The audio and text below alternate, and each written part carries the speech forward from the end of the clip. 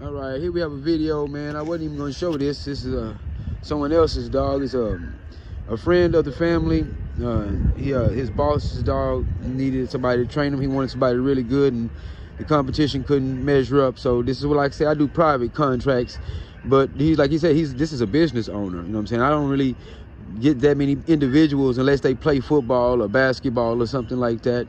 You probably think I'm exaggerating, but I'm not. But I don't really kind of do very many common animals. It's not that I don't want to. It's just that I do a lot more on my training, so my price is going to be high. But it's going to, you know, you're going to get discounts. It's going to reflect in the price. And no matter what, you're going to look like you got the cream of the crop type stuff, because that's what you're getting.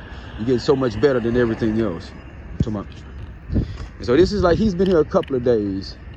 He's been here a couple of days. And so I wanted to show some of the problems with him. See, like when he sits, he spins, okay? So what we work on first, we start off with the automatic sit, the heel sit, you know what I'm saying?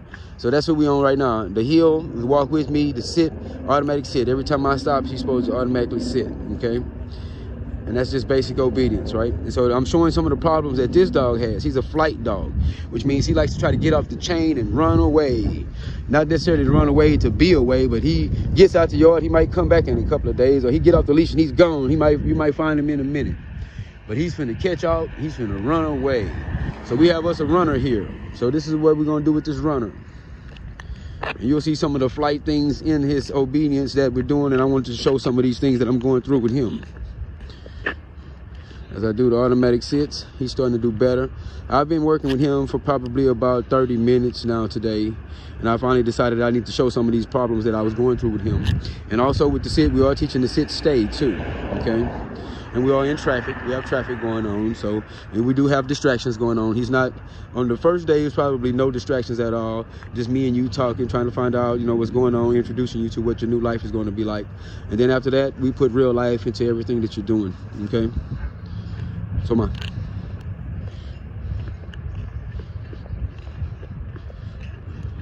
Soma means to walk with me. Deep, deep. Now I'm giving him the sit word, which I always don't do, but he needed it to make him feel like I wasn't being unfair to him. He wanted to know what I was asking him. He needed some type of definition. See, everything distracts him. Look at his attention. So we've been working a few minutes today, so you're not getting a raw deal with him just coming out the cage, and that's what I'm gonna show you tomorrow. Okay, I will show that tomorrow. I'm showing some of the problems with him. Now see how the leash is tight and he's pulling a little bit? Now that of course will be corrected. Okay, he does do a good stop. He doesn't automatically sit all the time. That's better. See how he backs up with his sit? Okay, that's a little defiance. A little bit of the head buck, sit. Head buck. It was flipping and turning around like a fish on the line, you know. So he was flopping around like a dead fish on the line. Well, a dying fish or whatever you call it. Fish out of water. Okay, now look at, he's in front of me now. So tap, tap, tap, tap. Get his attention back. Attention back. He's supposed to pace himself to my pace. And I am slowing down. I'm making him adjust. I speed up and slow down as I'm walking to make him have to adjust. I don't allow him to get a pace and maintain. I make him have to pay attention. Then I'll turn and I'll walk away, and he must maintain. Like, see, he has to get back to position. If you notice, I'm not gonna catch him up. Now see how he tries to lean on me and look away? He's trying to be a little smart guy, where he's wanna look around, and he kind of feels if I lean on him, I can look away. See how he looking away? You heard that little noise? He'll lean on me with his body to look away, showing to be a pretty smart guy. Okay, and once I turned the camera on, he showed absolutely no problems. Okay, when I say problems, it's not problems, just the normal learning curve. Okay, he was doing some things that I would like to show how to do the correction on. Back up with the sit, head bobble, deep. The word helps him. Okay, I give him the word so I don't have to fight him. Okay, he wants to understand that I'm not being unfair. See, but he must stay. He has to learn to stay. And right now he has what I call a free head. He thinks he can do whatever he wants, whenever he wants. He has absolutely no discipline, okay? And we're going to instill discipline, of course. So he does listen. He's paying attention. He's been here a couple of days. This is like his second or third day. Third day here, second day working. First day is acclimation. You see, he still doesn't pay attention to me on the turns, on the U-turns. He's too busy looking around at the world. As I catch him looking around, I turn on purpose because he must pay attention to me, not me pay attention to him. Good boy, he gets back to position pretty well. Now he shows an affinity to want to get out and do something. I don't know if it's just that he wants to be busy or if he does want to do the work. We'll find that out in a couple of days. Deep.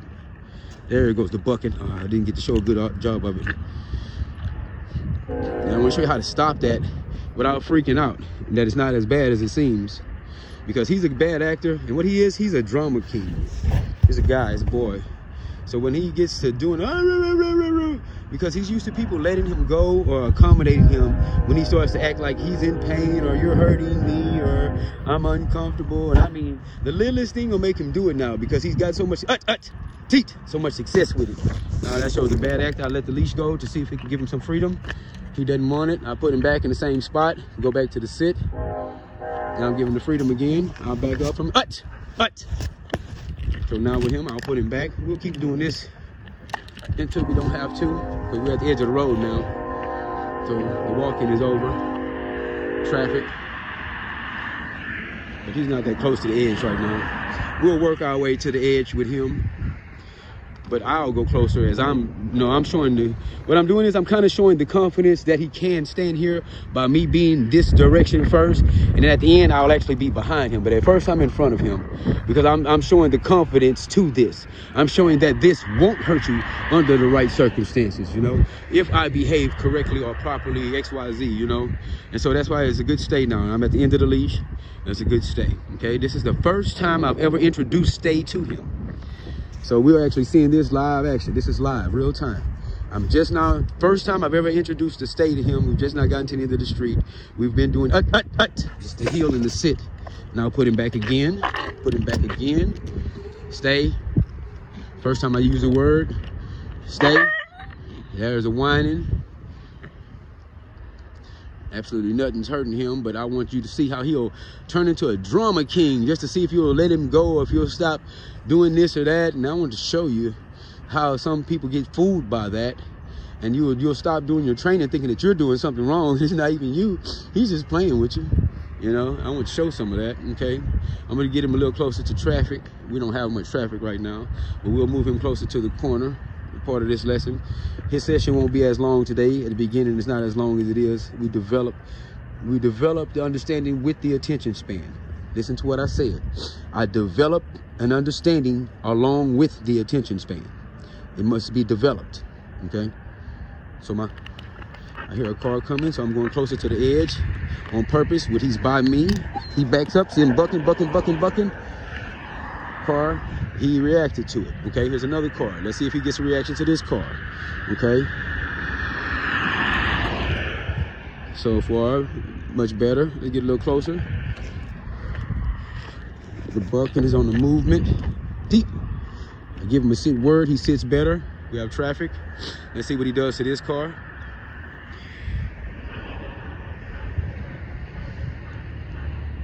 Oh, they're turning, so it doesn't even matter. What's up? Yeah, he turned, so didn't affect him on the turn. Okay, now I'm gonna give him a little space. All right, I'm gonna give him some space. Dropping a leash, and I'm gonna back up from him. And I'm backing up away from the corner now, and I'm kind of putting him to the traffic now. Okay. Now I will protect him. I'm not gonna put him in any type of danger whatsoever. I'm using proximity now. Okay, I'm getting them used to the parts of the street, the way the street is made. A lot of people miss that on teaching. The dog is to teach him his terrain, and that's a part of it. You kind of got to know your terrain, and it helps you with your maneuverability, your agility, and all kind of searches and everything else. And this is one of the advantages I have over people, is that I familiarize them with terrain. Okay, not just the distractions and everything else too, because you got to know the roads, the ditches, the this and that. What does this feel like? What is a sidewalk? What is a street? Why it's grass? I mean, there's a difference between all of these things, and people miss that in their understanding. They don't teach them the difference between surfaces. Right? They don't teach them the difference between surfaces. It sounds simple, but a lot of things that are unsaid are unlearned or ununderstood. If I don't explain it, or if we don't cover it, sometimes, even though we both see it, it's not understood. We might not both understand what we're both seeing. okay? And that's what people miss. They don't really understand all the time, and maybe the dog's not completely understanding the lesson that you're depicting, but you think it is, because you've done 15 minutes of standing right here and pulling this way and tugging that way. This is the hard test that I want. I'm standing here so the car won't get too close to him. That's what I wanted. That's the hard test. Good. Now we've completed that for today. Now I have it to where he's in a sit-stay at the end of the leash with traffic passing by, and he did not move. I did not correct him or anything, and so we've done for the day. Sit. Now he moved on his own before I could complete it. Now remember, we talked about that with the pit bulls. That's ended that part of the learning. So now we have to do that again. He ended that learning session, so I have to redo that. Okay, now if he would have let me approach him, he would have been finished. We could have went home. But no, this is how it go. But he only moved it once, so. But now we got to go back to it. I was hoping that he would have shined like that and we could have just went home. No, there's no such luck. So now we have to do it again. I need to complete that task again. Allow him to complete the full function, me coming to him to complete it before he moves, not allowing him to move or decide to move before the action is completed. And the thing is that I decide when the action is completed, not him. Stay. And if he can complete this, we're done. Teat.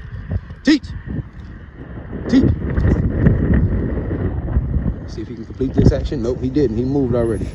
Teat. He already moved. This car. He already moved this time, so that didn't complete, so we'll have to do that again. So now he's shown that he does not have that down. I was wrong. When he did that, that was just him being a tough guy. He has good hard nerves. Sit deep. There's the bucket I want to show him.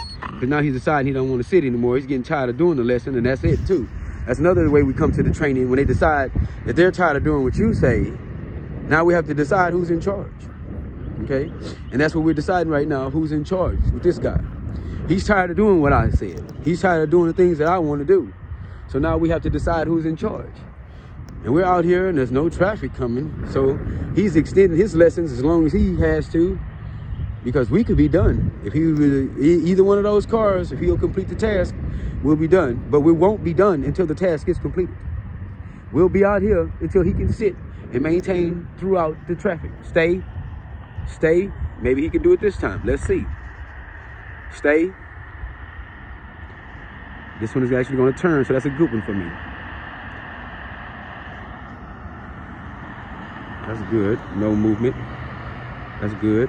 No movement. Now if I complete this task, if he'll let me complete the task, he's done.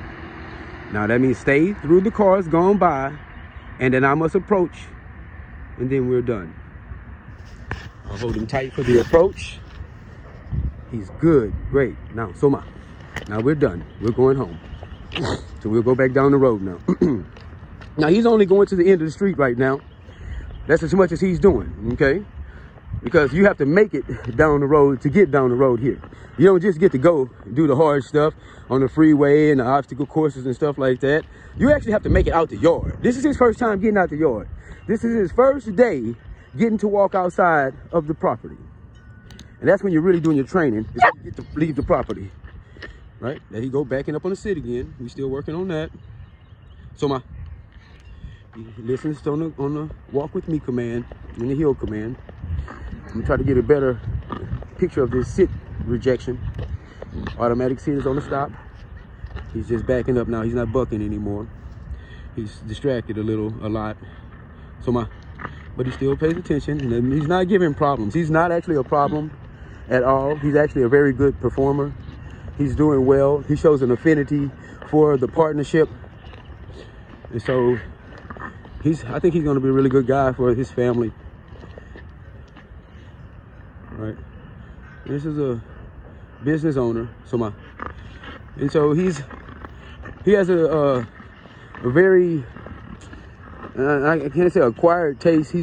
He wants the finer things. This man who owns this dog, he really appreciates the finer things. I've seen his facility and the things that he do, and I watched how he worked, and I seen some of his work and stuff. I didn't get to actually see him work, and I saw some of the things that he's done. And I just wanted to see what he's done, because when somebody checks you out, they want to see your work. I kind of want to know him so I can know what type of job to expect.